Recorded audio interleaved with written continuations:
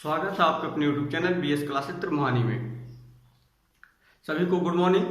आज हम लोग पढ़ेंगे परिमेय तथा अपरिमेय संख्या क्या होता है और इसके बारे में अध्ययन करेंगे। तो सबसे पहले देखते हैं परिमेय संख्या। परिमेय संख्या क्या होती है?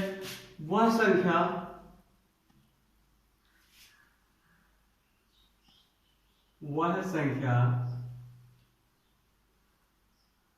जिसे P/Q के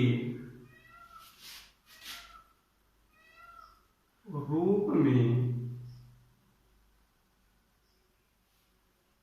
व्यक्त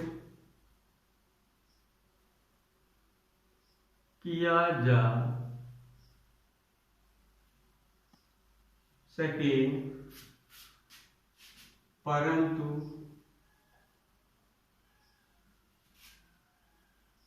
Q not equal to 0 हो तो उसे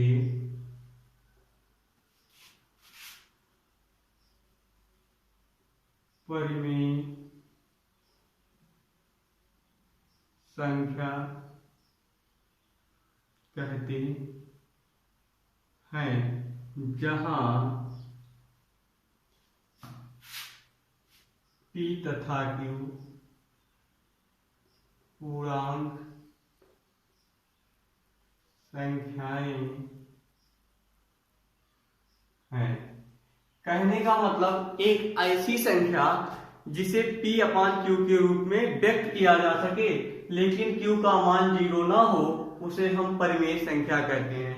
जहां PQ पूर्णांक संख्याएं हैं, अर्थात PQ का मान जो है कोई संख्या है, उसी संख्या को हम कह सकते हैं, लेकिन कभी भी Q का मान 0 नहीं होना चाहिए। यही हमारी कहती है परिमेय संख्या। जैसे क्या हो सकता है?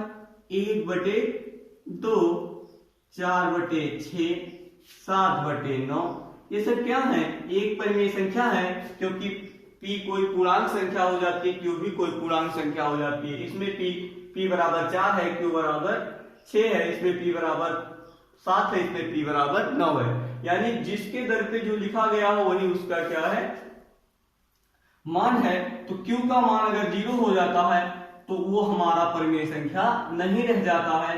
तो इस प्रकार हम कर सकते हैं, जितना भी हमारा बटे की चीजें होती हैं लगभग सभी हमारी क्या होती हैं? परिमेय संख्याएं होती हैं। अब बात करते हैं अपरिमेय संख्या क्या होती है।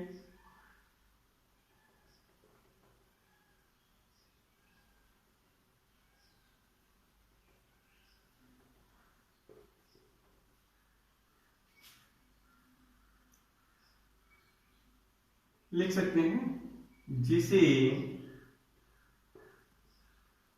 P/Q के रूप में व्यक्त न किया जा सके उसे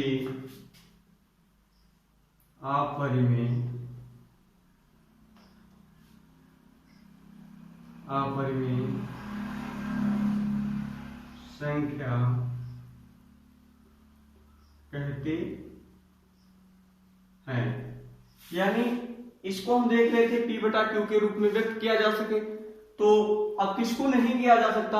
देखिए, कोई भी संख्या अगर लिखकर दे दी गई हो, जैसे हमें 2 लिखा गया हो, तो इसका बटा हम 1 कर सकते हैं, और करने के बाद ये बदल जाता है किसमें? परिमेय संख्या के रूप में।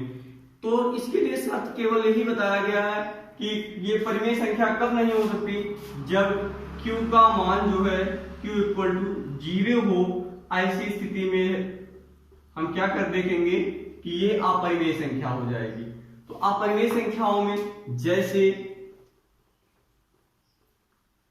3/0, ये क्या है? एक अपरिमेय संख्या है।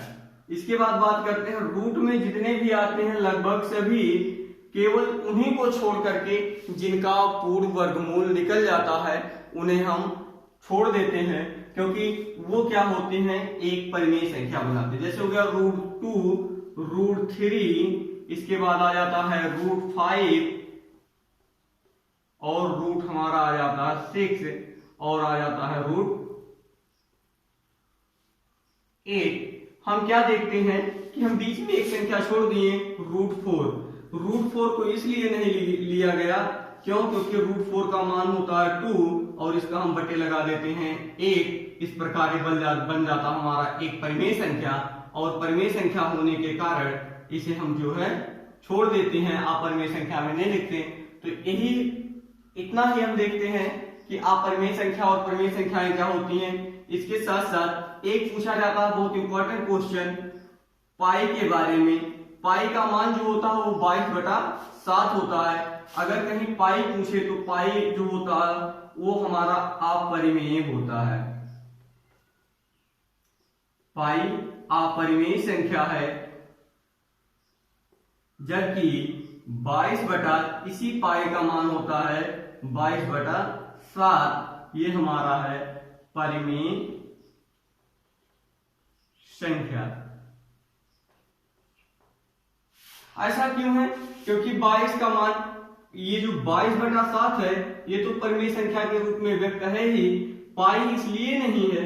क्यों, क्योंकि पाई का मान निर्धारित नहीं है, यानी पूर्णांक के रूप में व्यक्त नहीं, ये इसका मान है, इसको हम इस रूप में नहीं लिख सकते।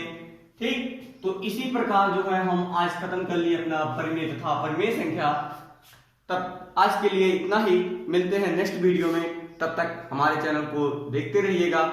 हम मिलते हैं अगले क्लास में, तब तक के लिए धन्यवाद।